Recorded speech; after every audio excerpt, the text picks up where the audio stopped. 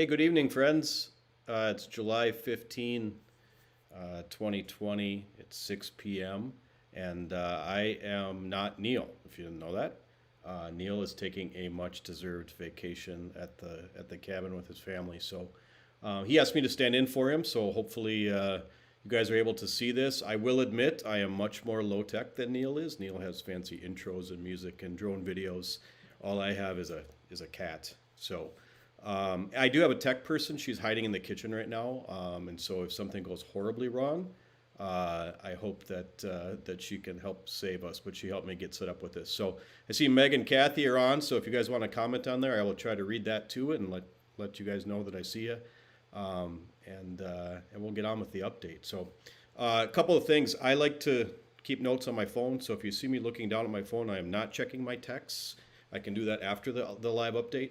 But I am looking to remind myself of things that I had to say to let you guys know about what's going on. Special thanks to Len for his assistance on this today too, and also to Kayla, of course, for being much more technologically sound than I am. I'm good with some things, but streaming software is not one of them. So, okay, so let's get started. A couple of announcements that I want to mention. This is Morgan, by the way, the cat. She's on that side, I guess. So she probably will make herself known because she likes the attention. But a couple of announcements. I would encourage you, first of all, to read the newsletter because usually the very important stuff is in there, and both of these announcements are in there. And that is number one, the Relay for Life. Obviously, we can't do that in person as we have done so many other years. But there is much information in the newsletter about how you can still do the luminary bags and make your donations. And do things in honor of those that have died of cancer and support our group Footprints for a Cure. So please check out the newsletter, the weekly newsletter with information about how to do that.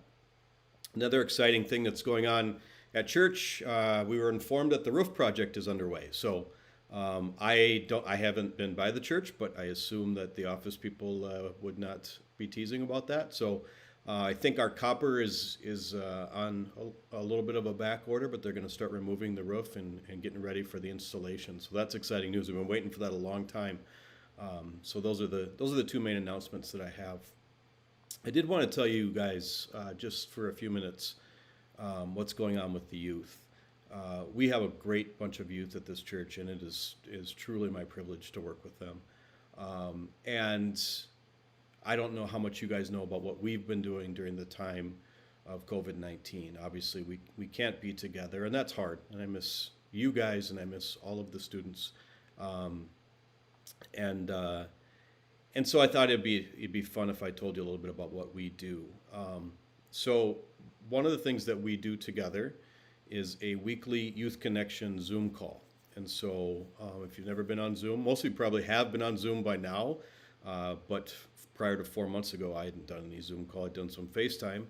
But we get on Zoom once a month or once a week with the students at 11:45 on Wednesday mornings, and we share our highs and lows, and we go old school. We go back to doing we do some show and tell, so each student brings an item they would like to tell us something, and it kind of turns into learning more about each other and our personalities. And today we saw an Eeyore stuffed animal that someone's had since they were young, and I showed my baseball jersey and explained why I chose the number I did. And we have lots of fun. Jensen showed us the umbrella that almost went flying over the house and broke a window. So we have fun with the show and tell too. Finally, we do a Bible verse or share some sort of a lesson, and then we play some sort of game. I've gotten actually sort of skilled at doing scavenger hunts on Zoom. We do categories. I make Disney trivia. So every week we play some sort of game. So if you are a parent who has a student that's not on these calls, they're pretty fun and we have a good time. And if you are just a regular church member, I hope that encourages you to know that we do that once a week. So, and we have pretty good participation. It's summer, so it varies a little bit. One of the other things that we do is we purchased space on a Minecraft server. If you know what that means, congratulations, because I really don't. I think it means that we can all play Minecraft together. So I did some really crazy techie stuff that took me like 48 hours to figure out how to do. and we purchased some space on a server, and so now all of our students can go play Minecraft together, and it's just like this sort of communal building world. So something I hadn't done much of, but it seems to be fun for the students to do that. I get on there once in a while, but all I do is like fall in the hole or the pit or the water and can't get out, and so then I get frustrated. I'm old now, so and then we're looking into a few other platforms where we can do some game kind of stuff together until we're able to meet again. And finally, we are in the process of figuring out how we can do a couple of events this summer. So on July 28th at Tim and Becca Fletcher's house from 7 to 10 p.m., all of our 6th through 9th graders who would like to come are going to get together. We're going to be outside the whole time. We will have masks. We will have hand sanitation. We will only eat single-serve food. We know all the protocols about how to keep things safe, and we'll social distance. We're going to play some games. We're going to have a bonfire, eat a few really light snacks, and just enjoy one another. This will officially be our first time that the rising 6th graders, so last year's 5th graders, can join us to one of our events, so that'll be fun. And we're keeping it to the younger group of students because then on August 11, we're going to have the older students join us for a very similar, same event, same schedule, 7 to 10 p.m. It's a Tuesday night also. So it's just kind of a copycat, but we're going to try to keep the event small. 9th graders are allowed to choose whichever event they would like to come to because they just finished being with the younger kids and they might want to be with the older kids, and that's up to them. So I'm like 9th graders decide that. There's more information about that in my weekly update in my emails, but for the church at large, that's kind of what's going on with the youth, and it's it's been a pretty special time. I was pretty worried about how the youth were going to handle this COVID stuff, this not being together stuff, and I got to tell you guys, they have handled it probably better than I have. They have good attitudes and they're positive, and yeah, they go a little stir crazy sometimes. But they're just looking forward to being back together, and they're not really focused on not being able to do it right now. They get it, and they just say it's going to end someday soon, and we'll be back to real life. And it's been a real encouragement for me, because I don't feel like that all the time. I don't know about you guys, but sometimes I feel like, man, is this thing ever going to end? Am I going to be stuck in the house forever? Am I going to eat grilled food for the rest of my life? I love my grill, but it is going to work out. Would love to go out to more restaurants and some of the things we used to really enjoy, but we can't right now. But the students are handling it really well. One of the ways that really became clear to me was today during our Zoom connection or Zoom Youth Connection call. We talked about a verse in James, and I'm going to share that with you guys and talk about it with you a little bit as well. It's James chapter 1, verse 12. You don't have to get a Bible or anything because I'm going to read it off my phone.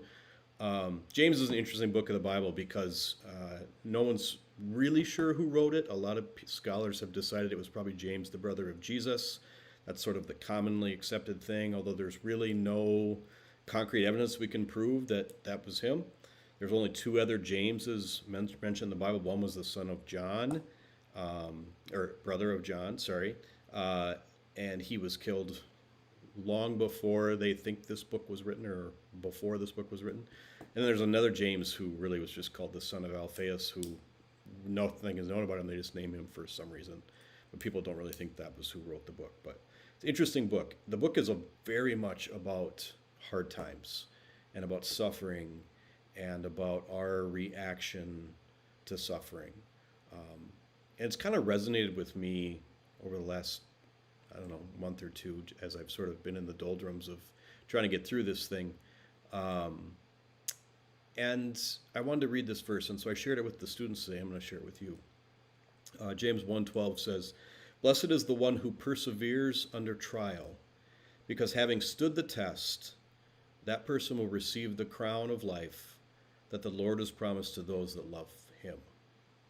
Blessed is the one who perseveres under trial, because having stood the test, that person will receive the crown of life that the Lord has promised to those who love him. What a cool verse, right? Because, like I talked to the students today, perseverance is a serious character attribute that we need to develop in life. I even asked the question, I said, Jensen, does everything always go your way every time you race your car? And he's like, no, you should have seen this last week. And he was talking about his tires and the track. I don't know anything about racing. It was awesome to hear him talk about that. And so then I asked the question, so when things don't go your way, do you just take a right turn instead of a left turn on the track and just go home?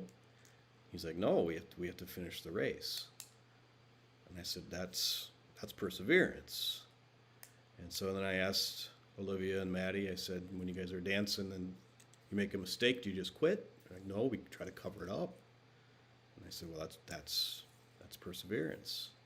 What about subjects that we don't like in school? Do the teachers just say, well, if you don't like this, then you don't have to do it? They were like, no, they make us do it even more. I said, again, that's perseverance. And those are trials. What an encouragement those young people are, that they see that, and they're already developing that in their life. And frankly, I need a dose of that right now. There have been a lot of times that I haven't felt like I wanted to persevere. I kind of wanted to be down, and I kind of wanted to just stop wearing my mask and just go do all the things I used to do, and yet I'm supposed to persevere. And in my spiritual life too, the Lord has promised me an eternal life if I persevere under the trials, if I trust him during the hard times, if I seek him out even when things don't feel good, even when I'm scared or frightened or angry or alone. If I persevere, then I get the crown of life. That's pretty cool, right? Because it kind of tells us that no matter what, the trials that we're going through, no matter how we're feeling, no matter how cruddy things are, and 2020 is crud city, man. I mean, it is rough. 2020 is not good.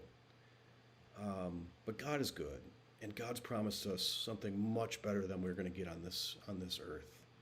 And that's pretty encouraging for me.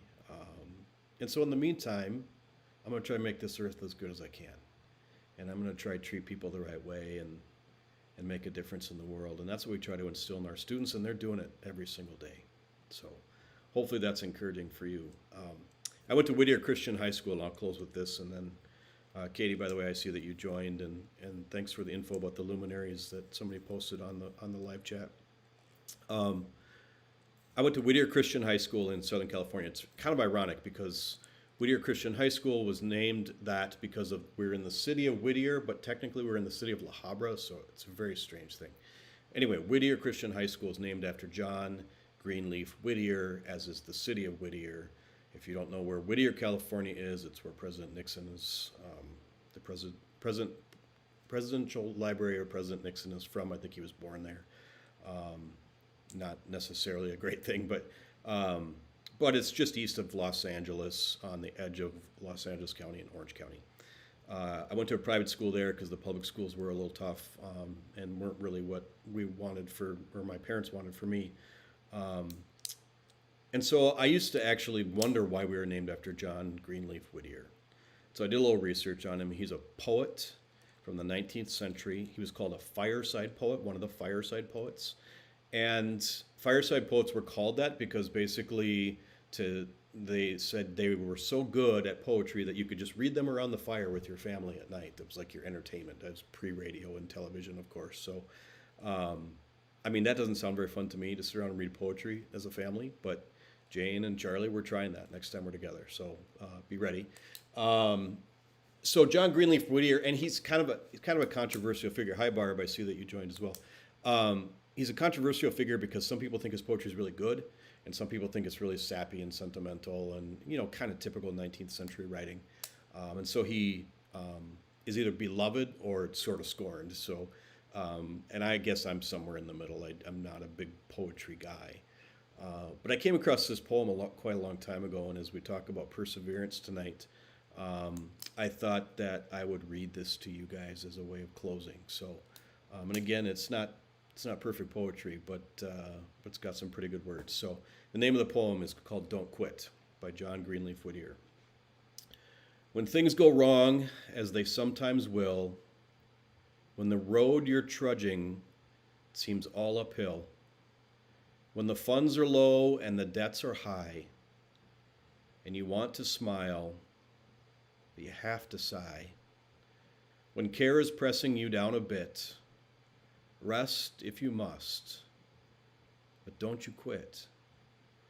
Life is strange with its twists and turns, as every one of us sometimes learns. And many a failure comes about when we might have won had we stuck it out. Don't give up, though the pace seems slow. You may succeed with another blow. Success is failure turned inside out, the silver tint of the clouds of doubt. And you never can tell just how close you are. It may be near when it seems so far. So stick to the fight when you're hardest hit. It's when things seem worst that you must not quit. Pretty cool words, huh? It's when things seem worse that you must not quit. 2020 has had a lot of those moments where things have seemed the worst, right? But James says you can't quit. You got to persevere. John Greenleaf Whittier writes a whole poem about persevering. We've got young people in our midst from our church that are persevering, having great attitudes during really tough times. That's cool stuff. That's super encouraging to me, and I hope it is to you guys as well. Know that I love you. I pray for you all the time. Everybody on the staff, we all share information that we know about people that are going through stuff, and we take that to God in prayer. We think of you often. We miss our family. You guys are family to us, to me. I would love to be with those students all the time. I'd love to see each one of you in church on Sunday and at meals on Wednesday. And I know we're going to get back there again. I do. And until then, we're going to persevere. And we're not going to quit. Amen? All right.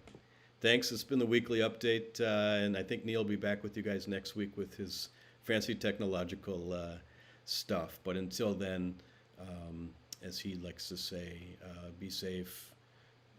I can't remember, be safe, be healthy, be kind, or something like that. So blessed are those that persevere. Let's persevere this week. Take care.